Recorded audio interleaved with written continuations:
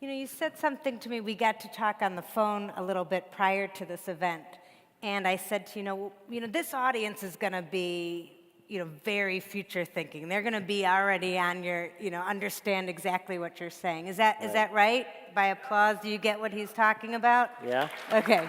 That's good. Great.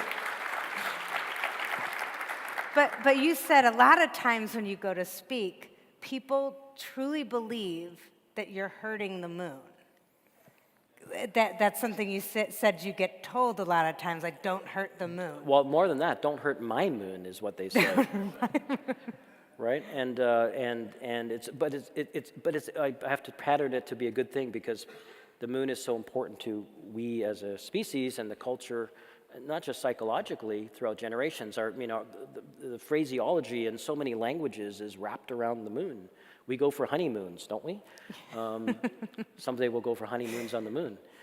So the honeymoon came from moon? Absolutely. And biological cycles monthly come from, all of the tides and all of these things are just not psychological, they're physiological and have a lot to do with physics. The moon is in our psyche. So when we talk about going and embracing the moon and unlocking, I don't see... Deborah, I don't use mining anymore. I unlock resources, okay? Because for some reason... It's all the marketing, and yeah, it's how the marketing, you say it. Right.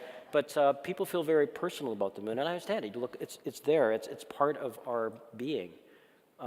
But it's also a opportunity for us to conquer a new world without conquering each other. And I think that's, we have in us the responsibility in this generation to pattern how we're going to do this. I asked the innocent question last year of the US government, I'd like to launch to the moon, and it's taken a year to try to figure out how to enable that to happen legally in the framework of international relations. That's not a bad thing. We have the International Space Station up there, which is an example of how humanity, really a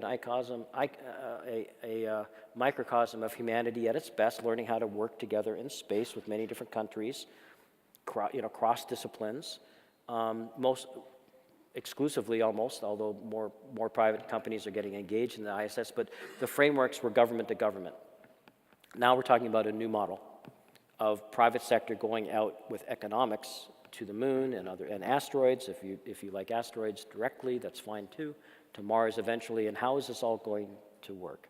So I think these moments of us maturing as a species are very, very important, and I solemnly swear to uphold my part to try to allow us to live long and prosper in space.